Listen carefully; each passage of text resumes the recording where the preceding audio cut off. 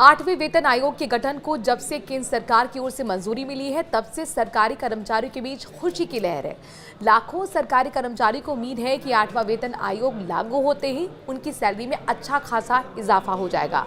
हालांकि कुछ विभाग ऐसे भी हैं जो 8वें वेतन आयोग के अंतर्गत नहीं आएंगे, यानी 8वां वेतन आयोग लागू होने के बाद भी उनके यहाँ सैलरी नहीं बढ़ेगी। चलिए अब आपको बताते हैं इस बारे में विस्तार से। इसके साथ ही ये भी बताते हैं कि 8वां वेतन आयोग लागू होने से आपकी सैलरी में कितना इजाफा होगा। किन कर्मचारियों पर लागू नहीं होगा 8वां वेतन आयोग। देश में फिलहाल 7वां वेतन आयोग लागू है। ये वेतन आयोग साल 2014 में गठित हुआ था और इसे साल 2016 में लागू किया गया था। आमतौर पर भारत में हर 10 साल में एक नया वेतन आयोग लागू होता है।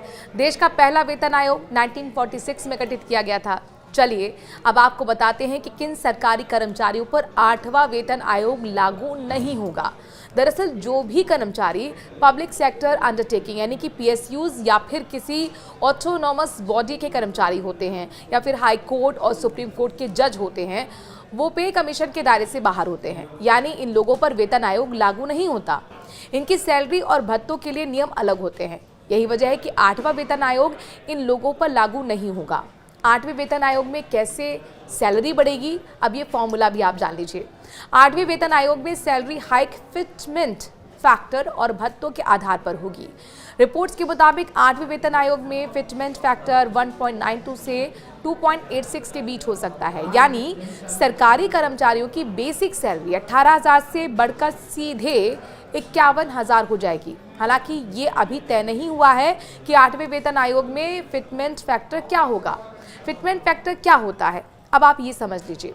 फिटमेंट फैक्टर एक मल्टीप्लायर होता है जिसका इस्तेमाल सरकारी कर्मचारियों के वेतन और पेंशन को संशोधित करने के लिए किया जाता है। इसे मौजूदा बेसिक सैलरी पर लागू किया जाता है और इसके आधार पर नए वेतन की गणना की जाती है। इसे ऐसे समझिए कि फिटमेंट फैक्टर का सीधा असर कर्मचारियों की बेसिक सैलरी पर पड़ता है।